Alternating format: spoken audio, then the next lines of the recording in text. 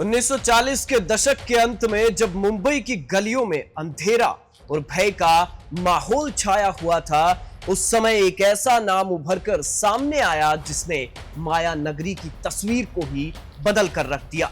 एक और देश आजादी की ओर बढ़ रहा था, वहीं दूसरी ओर माया नगरी अपराध की काली दुनिया में जकड़ी जा रही थी। यह वो दौर था जब ना तो लोग अंडरवर्ल्ड के बारे में जानते थे और न ही कभी ऐसे खौफनाक नामों का सामना किया था। इसी बीच दक्षिण भारत के एक छोटे से राज्य से एक शख्स माया नगरी में कदम रखता है। उसका नाम पहले किसी ने नहीं सुना था, लेकिन जब वह उभरा तो माया नगरी की जड़ें तक हिल गई। यह एक ऐसा माफिया डॉन था जिसने बिना खून की एक बूंद बहाए और बिना किसी बड़े संघर्ष के मुंबई के अंडरवर्ल्ड पर राज किया था। उसका बेताज बादशाह बना था। उसकी कहानी केवल अपराध की नहीं बल्कि एक ऐसे व्यक्ति की है जिसने तस्करी से लेकर फिल्म इंडस्ट्री तक अपने प्रभाव का जादू बिखेरा। यह वह डॉन था जिसने अपराध की दुनिया को नई पहचान दी। पहली बार दहशत, खौफ और डर के साथ उसका नाम सामने आया और वह अंडरवर्ल्ड का पहला डॉन बन गया।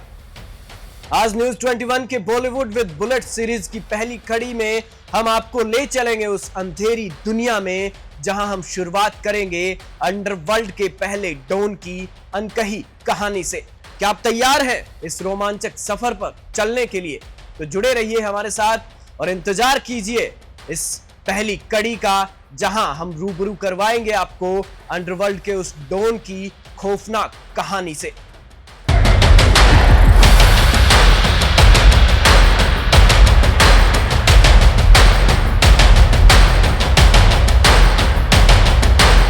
तमिलनाडु के रहने वाले हाजी मस्तान का जन्म 26 मार्च 1926 को तमिलनाडु के कुडालोर में एक बेहद गरीब परिवार में हुआ था। उसका सपना मुंबई जाकर खूब पैसे कमाने का था, जो हर किसी का होता है। मस्तान के पिता हैदर मिर्जा 1934 में अपनी आजीविका के लिए अपनी पत्नी और बच्चों के साथ मुंबई पहुंचे और हाजी मस्तान का पहला कदम मुंबई में पड़ा। उस वक्त किसी ने सपने में भी नहीं सोचा होगा कि यह बच्चा आगे चलकर मुंबई का डॉन बनेगा। 1944 से मस्तान ने अपने परिवार का भरण पोषण करने के लिए एक गोदी यार्ड में कुली के रूप में काम करना शुरू कर दिया। इसी बीच मस्तान की जान पहचान गालिब शेख से हो गई। गालिब छोटे पैमाने पर तस्करी में शामिल था। उसे एक स्मार्ट लड़के की जरूरत थी। वह मस्तान को तस्करी में अपने साथ ले लेता है और हाजी मस्तान अपराध की दुनिया में इस तरीके से प्रवेश कर जाता है। 1940 के दशक में इलेक्ट्रॉनिक सामान, महंगी घड़ियां, सोना, चांदी या जेवरात जैसे सामानों की तस्करी शुरू हो गई। मस्तान इस तस्करी से 10 गुना कीमत कमाने लगा। अब मस्तान की जिंदगी काफी बदल चुकी थी। एक साधारण माफिया अब मुंबई का डॉन बन चुका था। मस्तान से पहले वरदराजन मुदलियार उर्फ वर्दा का मुंबई के आपराधिक हलकों में आतंक था, लेकिन वह मस्तान जैसे माफिया डॉन की छवि नहीं बन सका। कुछ देर बाद वरदराजन चेन्नई के लिए रवाना हो गया। हालांकि उसके जाने के बाद मुंबई अंडरवर्ल्ड में सिर्फ मस्तान भाई यानी हाजी मस्तान ही नाम रह गया था। 1970 के दशक तक मस्तान ने मुंबई में अपनी अलग पहचान बना ली थी। मुंबई के समंदर पर मस्तान का ही राज था। मुंबई का यह अंडरवर्ल्ड डॉन बॉलीवुड की ओर बेहद आकर्षित था। मुंबई के पुराने लोग बताते हैं कि हाजी मस्तान बॉलीवुड एक्ट्रेस मधुबाला के बहुत बड़े फैन थे। वह उससे विवाह करना चाहता था, लेकिन परिस्थितियों के कारण यह संभव नहीं हो सका। इसके बाद उसने मधुबाला जैसी दिखने वाली फिल्म अभिनेत्री सोना से शादी की। कहा जाता है कि दिलीप कुमार, अमिताभ बच्चन, राज कपूर, धर्मेंद्र, फिरोज खान और संजीव कुमार जैसे दिग्गज बॉलीवुड अभिनेता हाजी मस्तान के दोस्त थे। उसने पुलिस और कानून की अवहेलना नहीं की। 1974 में जब पुलिस ने उसे गिरफ्तार किया तो उसे वीआईपी का दर्जा दिया गया। उसे एक बंगले में नजरबंद रखा गया। पुलिस उसे सलाम करती थी क्योंकि मस्तान भी जरूरत पड़ने पर पुलिस की मदद करता रहता था। मस्तान की बढ़ती गतिविधियों को देखते हुए तत्कालीन प्रधानमंत्री इंदिरा गांधी के आदेश पर पुलिस ने मस्तान मिर्जा को गिरफ्तार करने की कोशिश की, लेकिन पुलिस असफल रही। हालांकि आपातकाल लागू होने के बाद 1975 में उसे गिरफ्तार कर लिया गया। यह उसका जेल में जाने का पहला मौका था। वह 18 महीने तक जेल में रहा। यहीं से उसकी जिंदगी में नया मोड़ आया। वहां उसकी मुलाकात समाजवादी नेता जयप्रकाश नारायण से हुई। उनके संपर्क में आने के बाद मस्तान पर उनका विशेष प्रभाव पड़ा। जेल से छूटने के बाद मस्तान की नीयत बदल गई थी। उसने आपराधिक दुनिया को छोड़ने का फैसला किया। जेल से बाहर आने के बाद मस्तान ने 1980 में आपराधिक दुनिया छोड़ दी और अपना ध्यान राजनीति की ओर लगा लिया।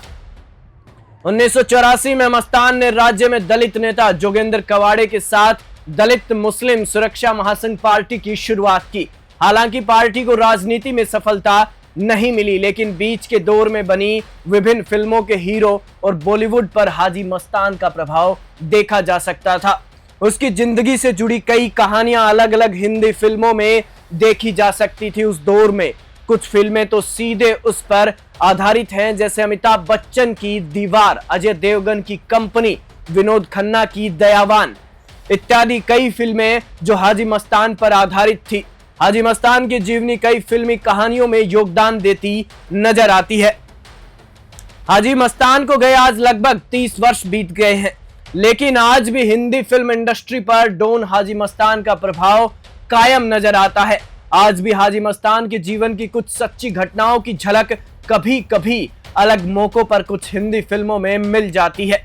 यह कहना गलत नहीं होगा कि चुनाव में काले धन के इस्तेमाल की अवधारणा मस्तान ने ही स्थापित की थी। उसने अपने जीवन के यानी जिंदगी के अंतिम दिन अपनी पत्नी और दत्तक पुत्र के साथ शांति से बिताए।